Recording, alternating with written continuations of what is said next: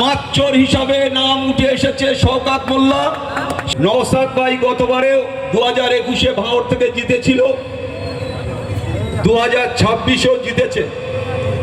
কিছুটা লড়াই আমাদের খুব টাফ লড়াই ছিল ভাঙড়ে।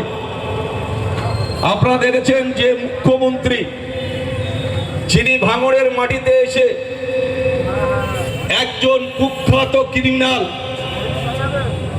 যার গোটা বাংলায় যার নাম শুনেছেন যে মাতচর হিসাবে, যার নাম গোটা বাংলায় বেঁধেছিল। আপনারা জানেন যে গোটা বাংলায় বিখ্যাত মাতচর হিসাবে নাম উঠে এসেছে শওকত মোল্লা। সেই শওকত মোল্লার বিধানসভায় আমি লড়েছি এবারে। আপনাদের মনে রাখতে হবে, পিয়ারুল ভাই এখানে হাড়োয়ায় লড়াই করেছে, অনেক প্রোগ্রাম আমি দেখেছি, কিন্তু আমাদের লড়াইটা আবার অন্য লড়াই। হাড়োয়ায় একটা বৈশান লড়াই, মিনেখাতে একটা পরিস্থিতির উপরে লড়াই, ভাঙড়ে একটা সংগ্রামের মধ্যে দিয়ে লড়াই, ক্যানিং পূর্ব বিধানসভায় একটা পরিস্থিতির উপরে লড়াই হয়েছে। কিন্তু একটা কথা আপনাদের মনে রাখতে হবে যে আমি দীর্ঘদিন ধরে আমি তৃণমূল দলটা করে এসেছি। আমি কেন হঠাৎ আইএসএফে গেলাম সেটা অনেকের প্রশ্ন আছে।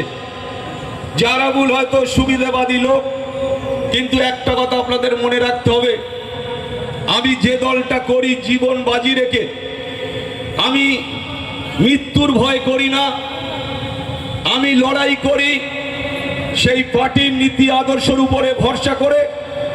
আমার লড়াই সংগ্রাম সম্পূর্ণভাবে পার্টির নির্দেশকে ফলো করে।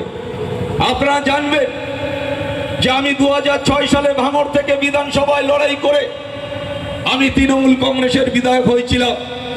2011 সালে আমার দলের লোক আমাকে হারিয়ে দিয়েছে, সামান্য ভোটে আমি হেরে গেছিলাম। তারপরে আপনারা দেখবেন যে এখনো পর্যন্ত আমি পঞ্চায়েত সমিতির সভাপতি, তিনবারের ভাঙড় 2 নম্বর ব্লকে পঞ্চায়েত সমিতির সভাপতি, এখনো আমি রানিং পঞ্চায়েত সমিতির সভাপতি। হয়তো অনেকেই প্রশ্ন করবে যে আপনি কিভাবে একটা দলকে চেঞ্জ করে আর একটা দলে আপনি কিভাবে সভাপতি আছেন।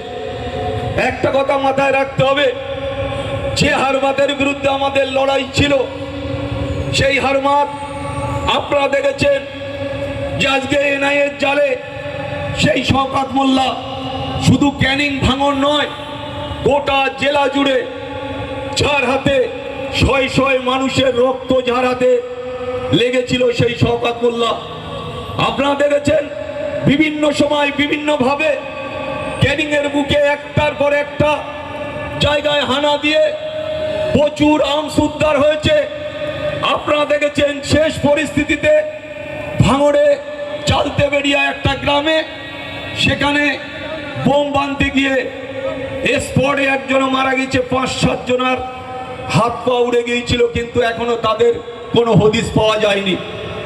সেই কেসে এই শওকত মোল্লা হারমাত মাতচর, সেই কেসে অ্যারেস্ট হয়েছে এনআইএর হাতে। আমরা ভাঙড় ক্যানিং নয়, গোটা বাংলার মানুষ অন্তত শান্তি পেয়েছে যে একজন হারমাত, একজন খুনি। মুখ্যমন্ত্রী মমতা বন্দ্যোপাধ্যায় যাকে ভাঙড়ের মাটিতে তার সার্টিফিকেট দিয়ে গিয়েছিল, আজকে মুখ্যমন্ত্রীর ভাবা উচিত প্রাক্তন। আজকে কেন তিনি শওকত মোল্লা একটা সময় মমতা বন্দ্যোপাধ্যায়ের প্রাণ বাঁচাতে গিয়ে আরাবুল ইসলাম সেদিন গুলি খাচ্ছিল, আজকের সেই মমতা বন্দ্যোপাধ্যায়ের চোখে নেই। মমতা বন্দ্যোপাধ্যায়ের সাথে যারা দল করেছে আজকে তৃণমূল কংগ্রেসে তারা জায়গা পায়নি। আজকে কিছু হারমাত, কিছু তোলাবাজ, কিছু যারা সন্ত্রাসকারী, আজকে এবারে 2026-এ আমি বলেছিলাম যে বাংলার মাটিতে এই মমতা বন্দ্যোপাধ্যায় সরকার আর থাকবে না, সেটা কিন্তু অক্ষরে অক্ষরে মিলে গেছে। আজকে এই অপদার্থ জাল্লাদ, এই হারমাত, আজকে এখানে বেশ কিছু তৃণমূলের হারমাত, হয়তো তারা মাইকে আওয়াজ শুনতে পাচ্ছে, কান খুলে শুনে রাখুন।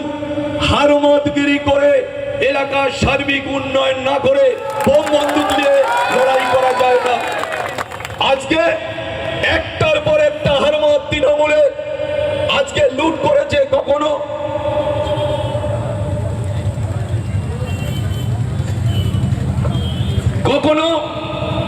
ফেরির টাকা, কখনো সরকারি টাকা, কখনো সার্বিক উন্নয়নের ক্ষেত্রে আজকে লক্ষ লক্ষ কোটি টাকা আজকে এই হারমাত তৃণমূল কংগ্রেসের নেতাদের কাছে গেছে।